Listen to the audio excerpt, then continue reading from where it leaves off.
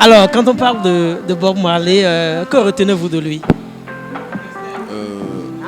Avant de ce que je puisse retenir de Bob Marley, je pense que Bob Marley, c'est l'unique personne sur Terre, l'unique homme sur Terre qui pourrait me rendre jaloux.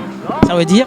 Ça veut dire que c'est une personne complète, c'est une personne qui a tout, qui est physiquement plus beau que moi, qui est plus intelligente que moi, qui a qui mène un combat plus avancé que moi et qui a une façon de penser qui est sincèrement ce que j'aurais rêvé être, quoi. Ah. N'importe quel moment où je me serais retrouvé avec Bob Marley, avec ma femme à côté, je ne serais pas tranquille. Quand vous parlez de combat mené par Bob Marley, de quoi parlez-vous concrètement? Bon, mais très concrètement, pour aller au sujet, moi, ça me fait de la peine que le 11 mai se résume en une image de Bob Marley avec une ganja allumée. C'est un sujet vraiment délicat.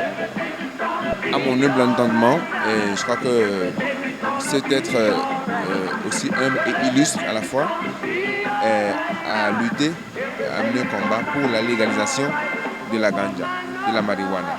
Aujourd'hui, par faute d'ignorance, ignorance étant la pire des maladies qui soit,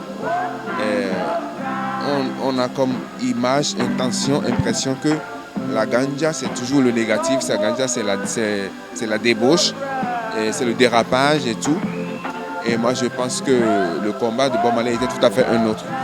Parce que dis-toi s'il est mort il y a 38 ans, et il n'y a pas de coin de village sur cette terre où tu ne rentres et que tu ne trouves au moins un poster de Bob Marley dans un coin quelque part, dans le noir. Même là où les gens n'ont pas de lumière, ils ont un poster de Bob Marley quelque part. Ça signifie quelque chose de très important.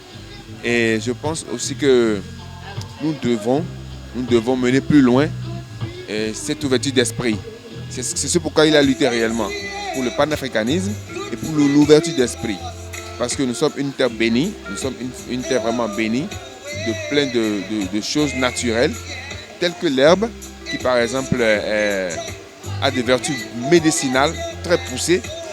Et c'est une information que certaines personnes, une minorité de personnes détenaient depuis fort longtemps, mais qui n'ont jamais voulu révéler, juste parce que c'est plus important le capitalisme, c'est plus important que l'industrie pharmaceutique produise de l'argent, c'est plus important les impôts, c'est plus important les intérêts intergouvernementaux et le système en général. Donc, ils vont à l'encontre du combat de Bob Marley et c'est quelque chose que je ne partage pas. Par contre, je partage que participer à un festival ce soir qui dit musique oui, mais ganja non. C'est toujours pour la conscientisation parce que les jeunes ne peuvent pas penser que oui, quand on parle de 11 mai, là on va fumer jusqu'à marcher sur nos têtes. Non. Et ne pas se rendre compte de ce que nous sommes en train de faire. La conscience, c'est tout à fait autre chose. Tu peux être dans la conscience en train de passer un message sans avoir besoin d'être drogué. Alors, quel héritage Bob Marley nous a-t-il laissé? Comme héritage, moi je garde de cette illustre personne One Love. Ça veut dire que Dieu est amour et l'amour est le plus grand qui soit. Et que nous devons nous aimer. Tant que nous ne sommes pas capables de nous aimer, nous ne serons jamais capables d'améliorer le monde. Ce serait une chiméra, on appelle ça en espagnol.